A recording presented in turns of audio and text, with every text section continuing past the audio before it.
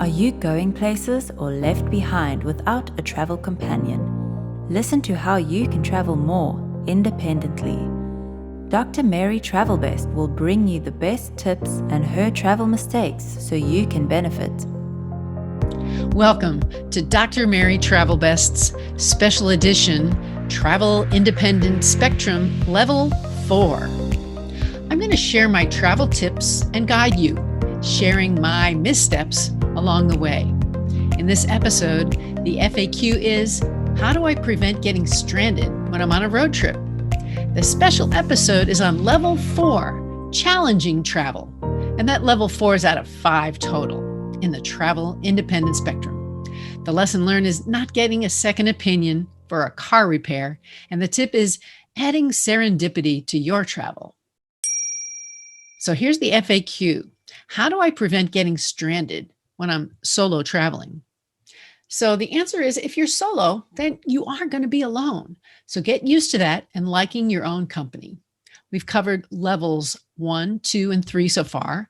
And here in this episode that's challenging, it's the next to last stage. So take yourself on a journey in your mind and just wonder, what could happen first if you felt stranded? I know this isn't optimistic thinking, but it's realistic. If you're on the road and in a remote area, there may not be cell service. Your phone battery could be down to 0. Don't panic, but get into the right frame of mind. Be sure of your options.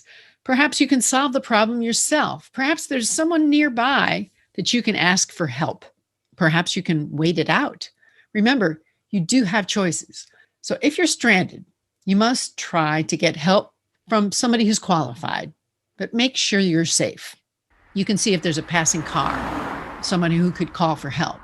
You should always travel with water and flashlight, as well as something to keep warm when the temperature drops. Be hopeful and responsible. Don't panic, but do what you can to save yourself, and don't worry about the vehicle. It will be there later.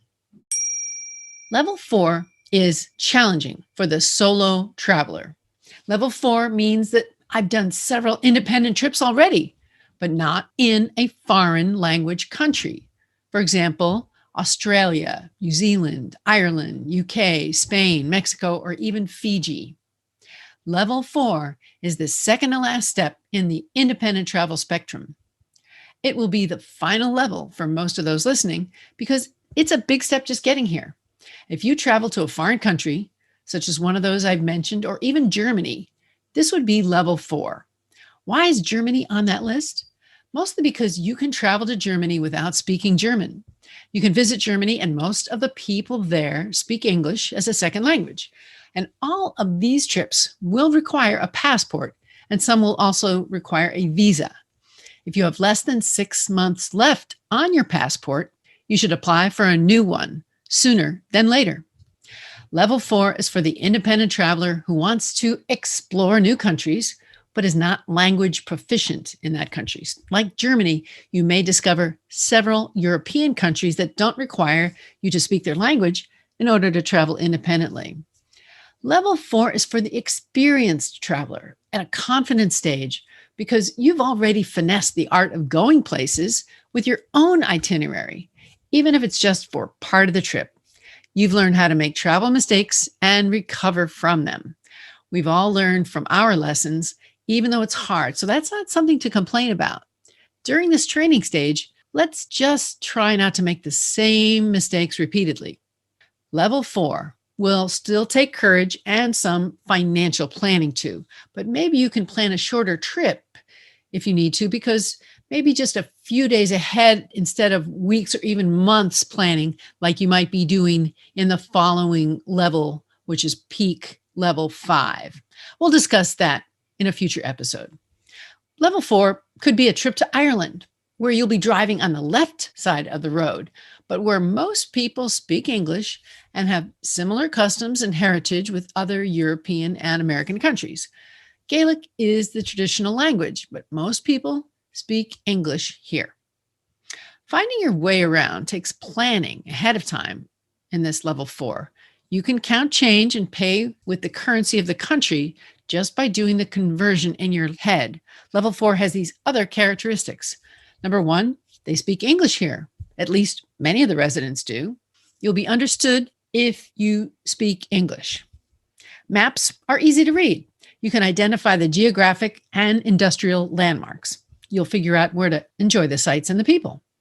Number 3, you can ride the city buses and trains easily because they're marked in your native language. And 4, you can purchase the things you need to get along, such as food and shelter.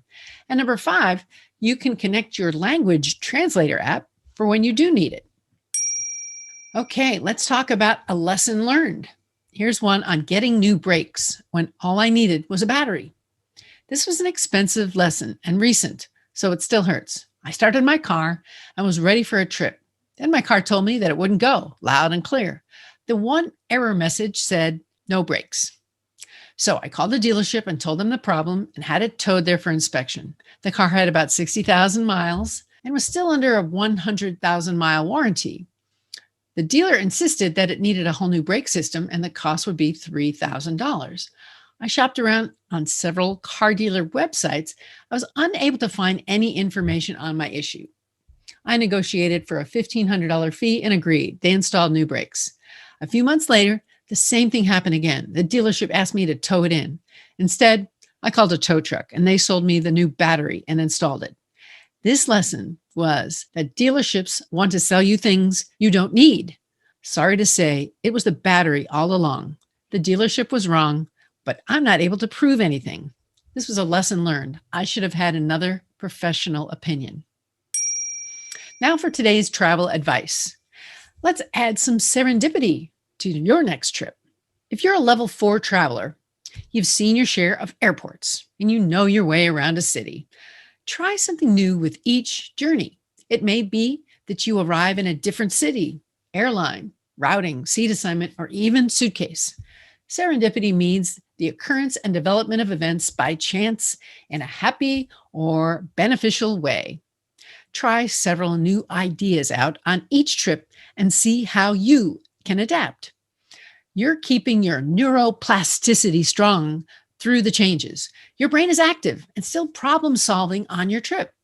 This makes for a healthy approach and you'll get less bored with your regular activities once you have variety where you can add it.